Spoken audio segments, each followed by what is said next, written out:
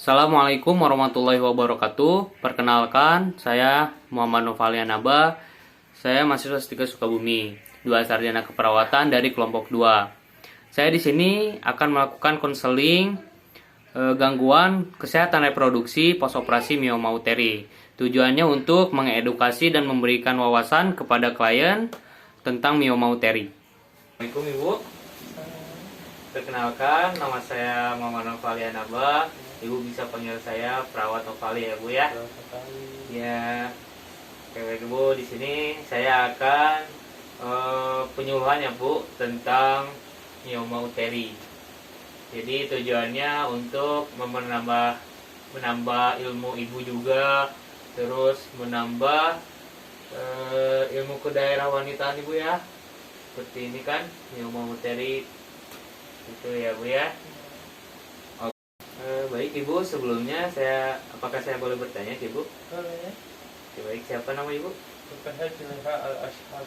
Oke, Ibu Juleha ya. Iya. Oke, baik Ibu Tapi Juleha. saya biasa dipanggil Rupeha. Oke, Ibu Rupeha begitu ya. Rupeha. Rupeha. Ya. Oh iya, baik Ibu ya.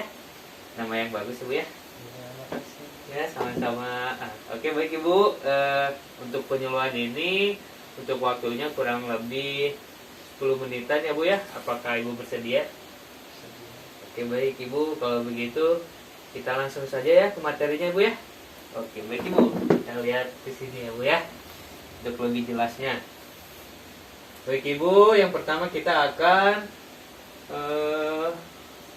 menjelaskan tentang pengertian mioma uteri. Apa mioma uteri itu? Bu ya. Mioma itu merupakan suatu pertumbuhan massa atau daging di dalam rahim ya Bu ya, atau di luar rahim juga yang tidak bersifat ganas. Seperti itu Ibu.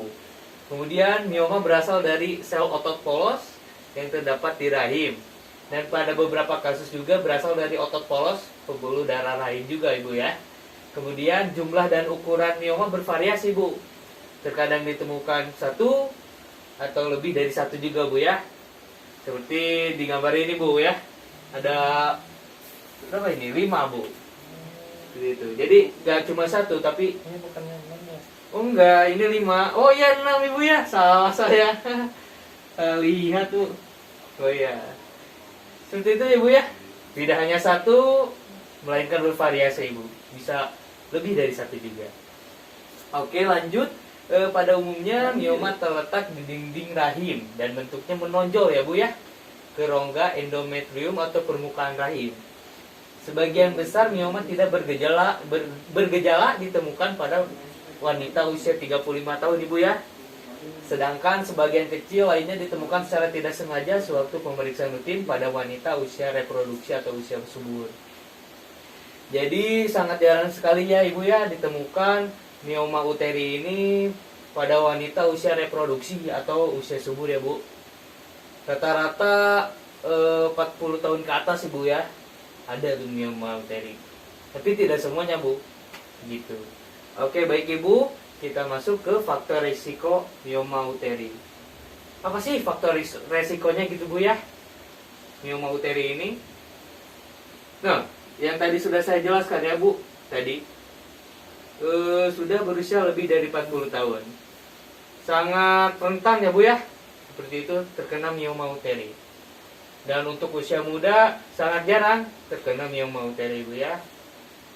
Kemudian riwayat keluarga mengidap mioma, misalkan ibu, itu nenek, itu ya Bu. Apakah di keluarga Ibu ada yang menderita mioma ya Bu, maaf ya? Kurang tahu ya. Kurang tahu? Ada jarang ngobrol sama keluarga. Oh ya. Aku tadi ditelantarkan. Oh seperti itu Bu. Nanti lebih baik Ibu lebih berkomunikasi lagi dengan keluarga Ibu ya. Ilmu juga Bu ya itu ya. Oke, kita lanjut aja Bu ya. Apa faktor risiko mioma uteri ini? Oke. Kemudian menstruasi pertama sebelum usia 10 tahun. Kemudian belum pernah hamil sebelumnya. Kita lanjut ya Ibu ya. Kemudian berat badan berlebih atau obesitas. Jadi ibu harus hidup sehat gitu ya. Jangan sampai ibu kegendutan seperti itu ya. Kelebihan berat badan. Jadi sangat rentan sekali terkena mioma uteri. Kemudian diet tinggi, konsumsi daging merah, tapi rendah sayuran hijau. Diet, tapi sayurannya gak ada. Gitu ya Bu ya. Baik Ibu, selanjutnya kebiasaan konsumsi minuman beralkohol ya Ibu ya. Oke, selanjutnya kebiasaan merokok ya Ibu ya. Jangan sekali Ibu pegang rokok gitu ya. Gak usah Ibu ya. Tapi itu saya pernah merokok. Iya. Asalkan sekarang jangan Ibu ya.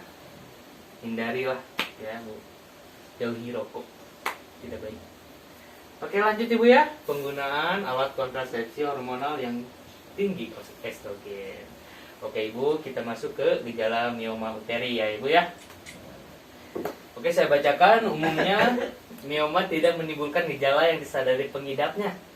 Tidak disadari Ibu ya. Mioma itu oleh pengidapnya.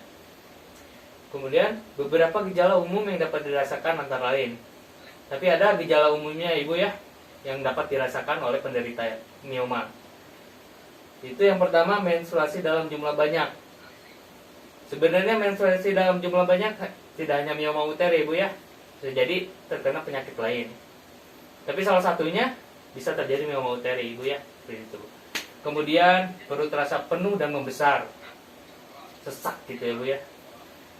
Oke, terus gangguan berkemih akibat ukuran mioma yang menekan saluran kemih. Jadi agak kesumbat gitu ya Bu ya.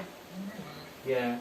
Kemudian keluarnya mioma melalui leher rahim yang umumnya disertai nyeri hebat sehingga menyebabkan luka dan terjadinya infeksi sekunder. Kemudian konstipasi akibat mioma menekan bagian bawah usus besar. Kemudian ada nyeri panggul berkepanjangan dan tak kunjung sembuh yang dapat dirasakan saat menstruasi, setelah berhubungan seksual atau saat terjadi penekanan pada panggul. Kemudian penimbunan cairan di rongga perut ya Bu ya. Oke Ibu, kita masuk ke pencegahan mioma uteri Ibu ya. Oke, saya bacakan lagi beberapa langkah yang bisa ditempuh untuk mencegah mioma, antara lain yang pertama, melakukan olahraga dan aktivitas fisik secara rutin dan teratur. Jadi Ibu harus sering olahraga agar tubuh Ibu juga sehat gitu ya Bu ya. Aktivitas fisik, jangan tidur terus Ibu ya di rumah. Iya, Ibu kerja kan? Kadang-kadang. Oh ya, biasanya kerja apa Ibu? Kalau ini aja sih. Gitu lah Mas. Oh iya, ya udah Ibu ya. Yang penting Ibu gerak gitu ya. Mau nyapu, itu mau nyuci gitu ya Bu ya. Jangan tidur terus ya Bu ya. Kemudian menggunakan alat kontrasepsi hormonal di bawah pengawasan dokter. Di bawah pengawasan dokter Ibu ya. Jangan asal gitu ya Bu ya. Pokoknya harus dari dokter. Kemudian menghindari kebiasaan merokok dan minum minuman beralkohol tadi. Kemudian menjalani pola makan yang sehat, tinggi serat dari sayur dan buah seperti itu ya Bu ya. Dan hindari pola makan yang tinggi lemak dan tinggi gula. Jangan banyak makan manis seperti Bu ya. Kemudian lemak-lemak yang tinggi, gorengan seperti itu Ibu. Mungkin hanya ini yang bisa dapat saya jelaskan ya Bu ya. Apakah penjelasan saya jelas Ibu? Oke baik Ibu, jika penjelasan saya jelas, saya ingin bertanya ke Ibu nih. Boleh? Boleh. Baik Ibu, coba Ibu jangan lihat dulu ke sini ya Bu ya. Saya akan mengetes Ibu nih. Oke. Untuk pencegahan mioma uteri apa saja Ibu? Seperti menghindari minuman beralkohol. Iya, minuman beralkohol hindari. Terus? Merokok. Iya, merokok. Menjaga berat badan. Iya, berat badan dijaga. Menggunakan alat kontrasepsi hormonal di bawah pengawasan dokter. Iya, sesuai pemeriksaan dokter. Iya, melakukan olahraga dan aktivitas fisik. Iya, benar. Rutin dan teratur. Oh iya, benar Ibu ya. Bagus ya Bu ya. Baik sekali Ibu bisa memahami pertanyaan saya juga dan bisa menjawab pertanyaan saya Ibu ya. Oke. Baik Ibu, apakah ada yang ingin ditanyakan kepada saya? Cukup Ibu ya? Alhamdulillah. Baik, jika begitu untuk penyuluhan hari ini selesai sampai di sini ya Ibu ya. Semoga bermanfaat, semoga Ibu paham. Dan apabila ibu ada yang ingin ditanyakan, ibu bisa kontak saya, nanti saya kasih nomor saya bu ya. Atau mungkin ibu bisa tanya ke tenaga kesehatan yang lain ibu ya. Oke ibu, kalau begitu saya pamit ya ibu ya. Assalamualaikum.